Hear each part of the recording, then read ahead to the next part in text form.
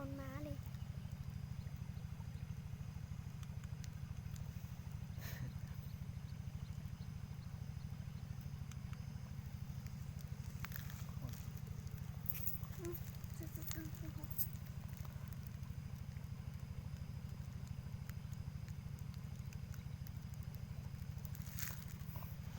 Hôn cái thế này.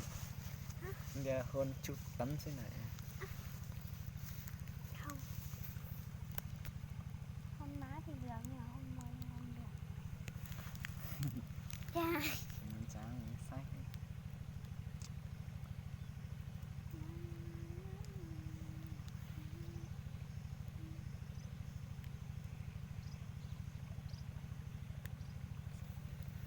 Có đoán tao chặt phút ạ. Chắc rồi. Bây giờ tê nữa này. Nó là cái đó mất luôn nè. Mất luôn chung à. Vì có lúc tăng lúc to ta lúc tòa. Tức hay thì to à. Nhỏ. Đúng thế. Cái ta này rất tăng phần Ta trăm mà. ta tòa. Đùa hả?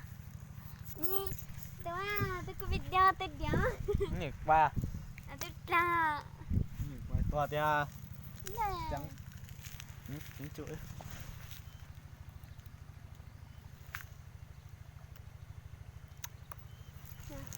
Tôi có video. Chính bài nè. Tôi lù. Nè tôi đi. Tôi cái tôi. Nó lớn quá. Sáng bài bỏ có lớn xem mà. Nó không trong. Nó không cho một sai à. Mấy ra video mà ta chỉ chỉ có sai chỉ lắm vậy ạ. Nó cái quá.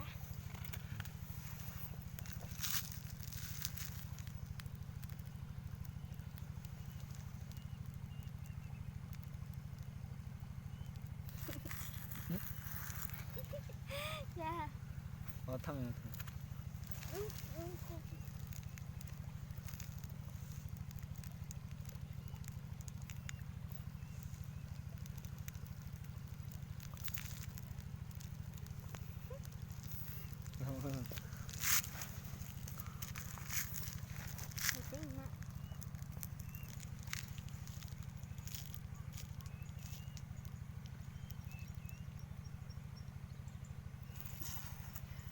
Yeah.